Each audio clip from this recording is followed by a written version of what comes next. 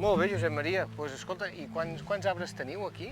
Mira, aquí tenim 1.400 arbres. Plantats tots a cop? No, Ah. n'hi ha 700 en producció i 700 que encara no produeixen. La primera plantació la van fer l'any 13. 2013. 2013, després en van fer una altra el 2016, això serien els 700 primers. I el 2021-22 van fer els altres 700. Van cobrir les 5 hectàrees que tenim aquí per dedicar A fer oli. a fer oli. Sí. I aquests arbres que veig aquí, que són dels més grans que teniu? Sí, aquests són de l'any 13. Vale. És a dir, que a l'Arbre, al final, estem a l'any 2023, han passat 10 anys, no? Sí. I a quina... que es planten? Més petitons o...? No, es planten així de petitons. Així de petitons. Molt petitons. Sí, Vale. La cosa, si es planta petita, creix molt millor que si poses un arbre gran. Amb tots els vicis, no? Sí, exactament. Vale, ja t'entenc. I quina varietat treballeu a Binissaire? Nosaltres només tenim dues varietats, l'arbequina i la coroneiki. Coroneiki. Sí, és una varietat grega. Sonava a Zorba el grec. Tot això Exacte. ha estat una excusa per posar aquest tipus de varietat. Poder anar a Grècia a veure oliveres, no? Exacte. I només tenim aquestes dues varietats perquè, clar, tenim una producció relativament petita. Nosaltres ens hem centrat en aquestes dues. L'arbequina és aquesta famosa de Catalunya, Sí, és no? la més extensa a Catalunya, d'Arbeca. D'Arbeca, del poble d'Arbeca, sí. I és una relativament petita, però la coroneiki encara és més petita. És més grossa que l'olivó, Vale. Però encara és més petita.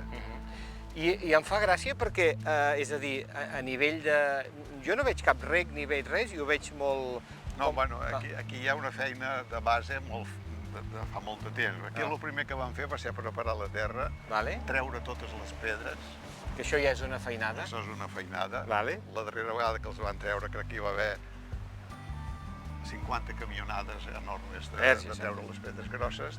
S'hi va passar després una màquina que no sé com es deu dir, però que el flonja de 30 centímetres i ho deixa tot capolat i per tant queda tot ben pla.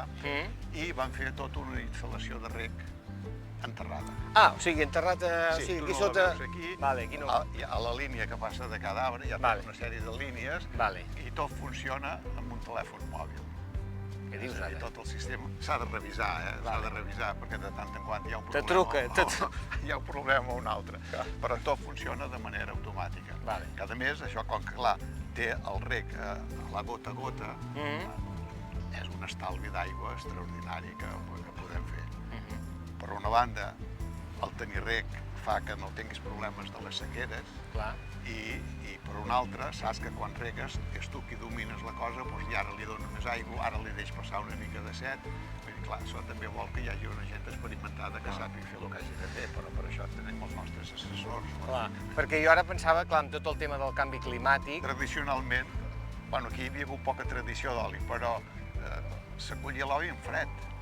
I ara de cada dia passam a més calor. La qual cosa ens crea problemes perquè, clar, nosaltres les molinades que hem de fer l'oli l'hem de fer per sistemes físics i per tant no hi ha química aquí dintre. I per sistemes físics t'exigeix un màxim d'arribar a 27 graus. Clar, si tu cuus l'oliva al final de setembre, aquí a fora està a 28 graus o 29 graus, com ho fas perquè dins la màquina això no t'acull? Amb aire condicionat.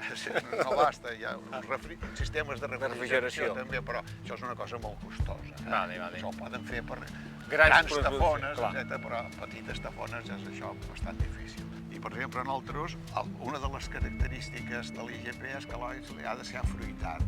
Per tant, s'ha de collir en verd. No podem... Si tu collis l'oliva ja quan està negra, faràs molt més oli, però la qualitat de l'oli serà infinitament més dolenta que si la fas en verd.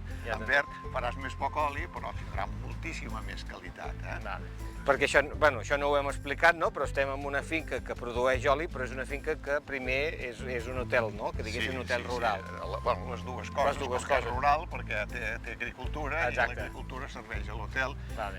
És una bona simbiosi perquè l'hotel mateix consumeix molta part de l'oli que nosaltres produïm. I tota aquesta feina de camp, que diguéssim, que evidentment suposo que la gent que ve aquí a allotjar-se també deu disfrutar veient oliveres, no?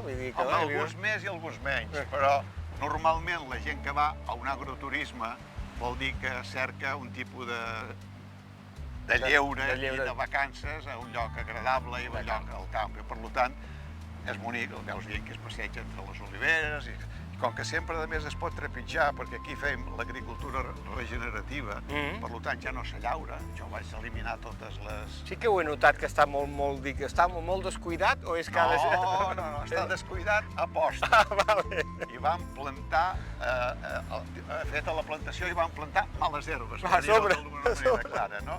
I aquestes males herbes se tallen de tant en quant i se deixen. La podada, se fa les podes, tot es tira aquí al mig i passa una trituradora i ho deixa tot capolat i ho deixa en terra, com pots veure amb aquestes. Tot això va lligat amb la filosofia nostra que tenim d'agricultura regenerativa i en defensa del canvi climàtic i totes aquestes coses que avui s'han de defensar. Per això a l'hotel el que tenim també és un filtre verd, que el filtre verd fa que totes les aigües de cuina, fecals, etc., totes se depuren naturalment a través d'aquest filtre i passen després a l'arxop i amb aquesta aigua se rega.